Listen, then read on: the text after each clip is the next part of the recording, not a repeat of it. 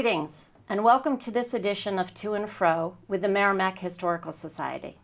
I'm your host, Wendy Thomas, and today I have Pauline Landrigan, who's going to talk to us about the Merrimack theater group that she established called My Act. Welcome to the show, Pauline. How are you? I'm great, and it's great to be here to talk about My Act. So tell me, this is a theater group, this is a theatrical group that involves kids and adults. So how did it get started?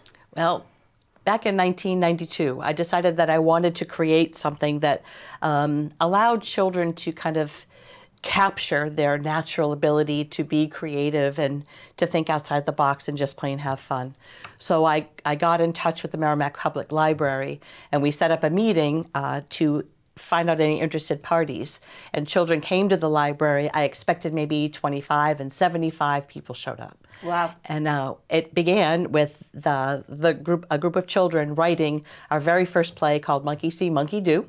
And then some of us just got to go and play and learn about theater while that play was being written, which ultimately got performed at the Wheeler Chapel here in town, which I guess now is known as the Faith Episcopal Church.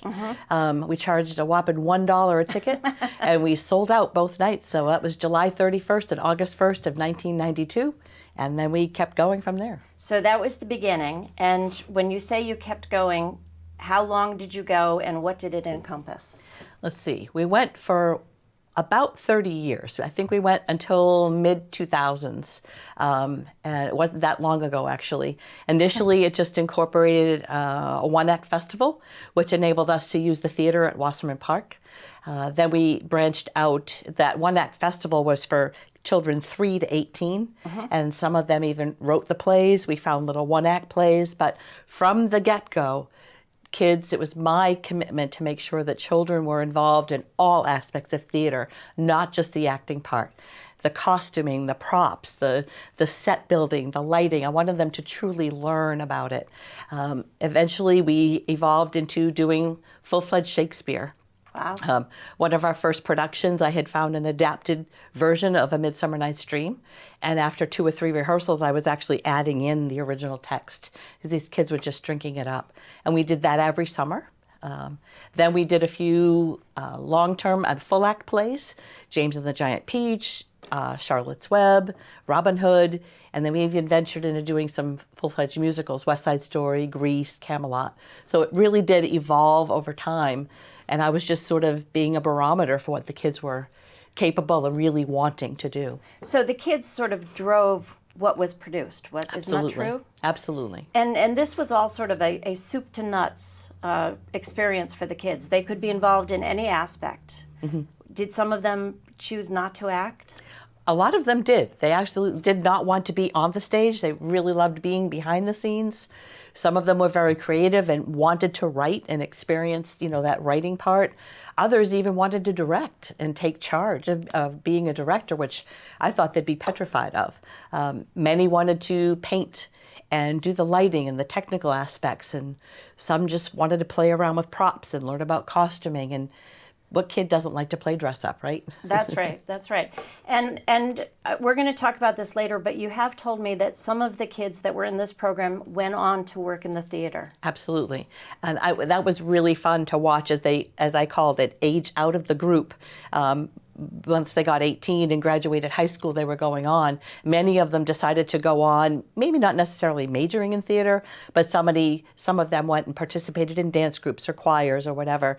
And there are a number of kids. One of them, Tim Lacuye, is now the artistic director at the Winnipesaukee Playhouse. Oh.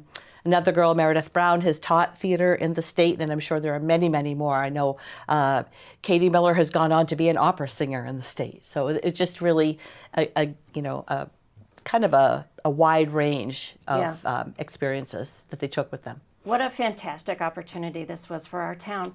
So now we're going to leave the studio and go to the Wasserman Theater at Wasserman Park, and Pauline is going to show us some of the props and the costumes that have been used over the years in these productions. Okay, welcome. We heard about My Act in the studio, and Pauline told us all about the history and how it started and what it's done for the town of Merrimack. Now we're in the Wasserman Park Theater where all of the plays were held, And Pauline is going to work us and show us the programs and some of the props that are used. And you're going to be seeing some of the costumes that were used. Right. I think one of the first things we talked about was the very first play we did. I was able to acquire a copy of that script, Monkey See, Monkey Do. And this really, the kids were really excited that they still had it, so was I. So this is our very first program from Monkey See, Monkey Do, which we actually performed at a church in downtown Merrimack, across from Tortilla Flat. So that was before you moved into this Before spot? we moved into this space, Okay. Yep. All right. And then from there, we started doing some one-act festivals, and we designed T-shirts, and this was our new logo designed by, I believe, one of our high school students. You can see the acronym, MyAct there, which... And my kids all have one of these T-shirts. And initially, when we first began, actually we continued on with, have you heard about MyAct? Because people were starting to see all these T-shirts all over town. The more we did shows, the more we had T-shirts to show them. We had brochures at the library to encourage people to come act up with us. And the parents really said that they enjoyed that part because MyAct gave the kids an opportunity to burn off some energy. We did fall festivals, and we did the spring festival, the spring festival in memory of Debbie Wasserman Billowet, which is why we were able to use this theater for that purpose. That was our one obligation, if you would. We agreed to do that yearly, and the kids in the festivals were ages 3 to 18. They not only acted, but they also directed. And some of them even wrote the plays. And I understand some of your children were in them. That's right. That's right. Now you've got some awards here. Tell us about the awards. This was incredible. One year, I was active in the adult community theater, and I decided, these kids are pretty good. So we had just done 12th Night, probably one of our 4th or 5th productions, and we ended up going to the New Hampshire Community Theater Festival, and we ended up winning the best ensemble, competing with adults. Oh, wow. Which really kind of knocked everybody on their seats. A number of years later, we kept entering, and this is a kind of an achievement award in the community theater for children's theater. At the time when MyAct started, there were a few others around, but they recognized us for all that we had done and how far we had come, especially when we decided to do full-length musicals like West Side Story and Grease. So this is from 2004, this award. And this one here was 2006. That was for Best Ensemble. Yeah. Awesome. Then we did Camelot, Grease, West Side Story for musicals, all held here. And then we really specialized in doing Shakespeare, summer Shakespeare. So we always had those auditions in April or May, and we rehearsed all summer, schlepping up and down this hill, and ended up producing the shows in September. One of the shows, I directed most of the Shakespeare, but one of the kids really wanted to do Romeo and Juliet, and I said, I've done it enough, but one of the kids begged me, and he took on directing it, and it turns out he's now the artistic director at the Winnie Playhouse, too. So we did Romeo and Juliet. While the productions we were rehearsing in here, all the moms were in the back room creating these beautiful masks for the masquerade in Romeo and Juliet. And believe it or not, we still have them.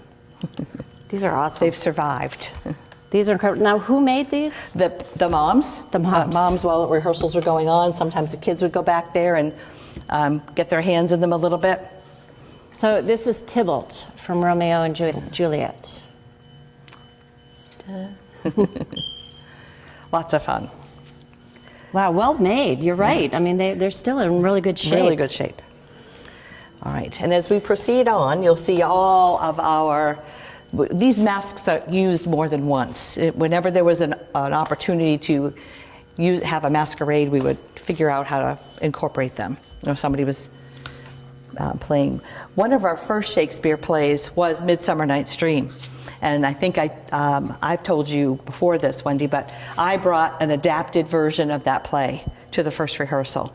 It was abridged, and by the fourth or sixth rehearsal, I was adding more lines because the kids were just drinking it up. So these are the first. This is actually the set design from Midsummer and our first program.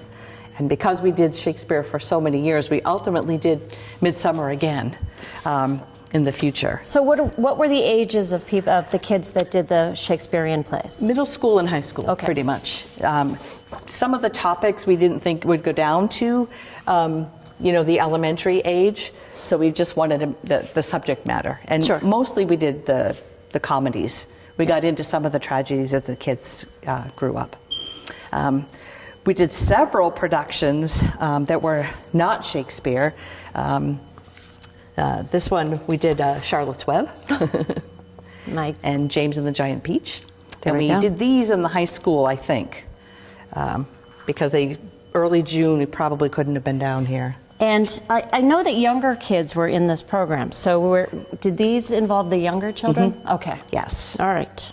That's why we did that. We wanted to make sure it wasn't just the fall festival. Right. We wanted to make sure that they could do other productions as well. So every year you had 2 productions going, one for the little kids, one for the older kids. The fall festival was mostly for all. Yeah. And then we tried to have, the spring festival was mostly for all. The fall festival was for the younger. But I always tried to have a major production that it involved the little ones as well. Excellent. Because Shakespeare probably wasn't going to work for them as well. We had all sorts of wonderful press coverage when the Telegraph had the Look lovely at that. encore. When the Telegraph used to have a newspaper. We used to get the front page all the time because one of our parents, Rita Dulude, wrote for the encore for the Telegraph. So we That's got lots amazing. of great coverage. Yeah, no, that's good. That young man is actually doing playwriting with children in Philadelphia, Pennsylvania. There you go. He's kept going with it. So That's awesome. yeah. And I think you told me a few people that were involved in this have gone on to theatrical work. They have. Tim LeCouillet, who was the director of Romeo and Juliet, he has gone up to the Winnipesaukee Playhouse, and he's the youth artistic director there. Probably have the wrong name, but I will look it up and fix it if that. But yeah. Awesome. So more programs, another award, and the posters. The children, the students that were involved, 9 times out of 10, designed these posters and the T-shirts. We found this at the Folger Shakespeare Library, and we got permission to utilize that. And we started from this point on using that. But most of the times the kids were designing these, and also, therefore, that went on their T-shirts. So the kids did everything from soup to nuts. Pretty much. So they designed the programs. They designed T-shirts. They directed the plays. Did they help with the set design and building? Yes, that was. Sometimes they helped with the set design, but we had a lot of the adults that were on the board. Barry Miller, he's my saint. He did a lot of the set design. I would just say, I want a tree on stage for Camelot that somebody can climb, and he made it happen. Or I wanted a fountain that I needed somebody to pretend she was part of the statue, and he made it happen. So this was truly a community event. It really was. All right, so tell me about this one. This is the another award that we won at the New Hampshire Community Theater Association, I believe also for youth theater. It's for Our best ensemble. my act, Just a Joke. Just a Joke. We took a one-act play. We actually entered, that's right too, it's all coming back to me now. We actually entered a one-act play to compete just as the adults did, rather than do something completely different. Yeah. And again, we won. Awesome. Great program that involved a whole bunch of kids in this town, and it gave them something to do. It let them expand what they're interested in. It was such a good program. And I've mentioned that my kids were also part of my act, and they were in plays, and they helped actually paint some scenes. It was just a really good experience for our entire family. We had to get really creative sometimes too. When we did Camelot, these backdrops that you see here, we decided to do that at a different location. We did it at the Bedford Town Hall. Oh. Move-in weekend, we discerned that, because we came in the afternoon, one of our shows is going to be in the afternoon. It's nothing but windows. Oh, wow. So we had to come up with a plan. we literally, somebody said, we've got that big roll of fabric, we've got lots of paint, let's just make a bunch of shields. They were out in the lawn, out in the parking lot, kids, parents, everybody painting these things so that we could just cover the windows. So I know that when you had a play, and we're standing right on the side of the theater, we'll be moving in just a bit to look at some costumes on the stage, but when our kids were here and we came to plays, and we came to some Shakespearean plays, this place was packed. And in that lobby, there was always a really good bake sale. That's how we made a little bit of extra money too. Yeah, and we sat on those very not comfortable benches, and then eventually we got some seats. But yeah, so we could do what we could with the auditorium here, the theater. Excellent. And there is a dressing room down there, the green room, which goes right out to the lake. Oh, no kidding. I didn't know that. Which I guess was we never a saw little that. bit tricky when you have kids, that even though we told, please don't open the door, but when it was hot and they're wearing Shakespearean costumes, they did. And they needed to get the air in there, but it goes right out to the lake. Oh, okay. So they enjoyed that part, having an official green room to go. Well, it's such a wonderful spot. It I is. mean, it's got the camp atmosphere, and it's obviously a theater, and you can see there's a whole bunch of posters up on the walls. This just brings back a lot of camp memories and fun times, Okay, so we are going to transition. Now we're going to look at some costumes that Pauline has brought from some of the performances that she has worked in. So we're going to walk over to the stage and take a look at some of these. Okay, so a very important part of any kind of a performance are the costumes. Pauline is going to tell us about some of these incredible costumes that they have used during the years in my act.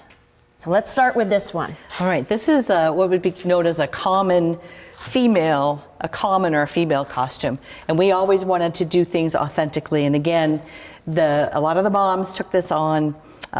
Simone Rigdon, a lot of people helped with these, Jennifer LaFrance, and we have quite the costume wardrobe, but we got authentic costumes. We tried not to use zippers and whatnot. You can see that there's hooks and eyes to add the shoulder cover. This is known as a chemise. It's a long piece that's underneath, and the skirts just had a lot of added features to them, as well as the bodice, and the various headpieces that we also utilized. Again, when people were sitting here waiting for their children rehearsals, oftentimes we'd send a little goodie bag home to the moms and say, could you make a couple of headpieces for us?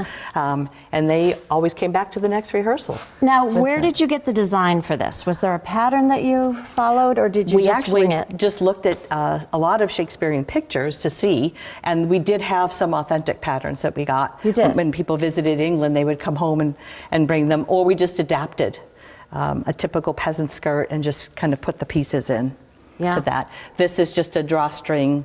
The guys wore a drawstring muslin shirt underneath, and the ladies always had a longer, known as a chemise. So we had lots and lots of these. And so this is a two-piece outfit, right? Mm-hmm. So this came on. Technically three. You've got the skirt, the bodice, the cap sleeves, and then of course the chemise underneath.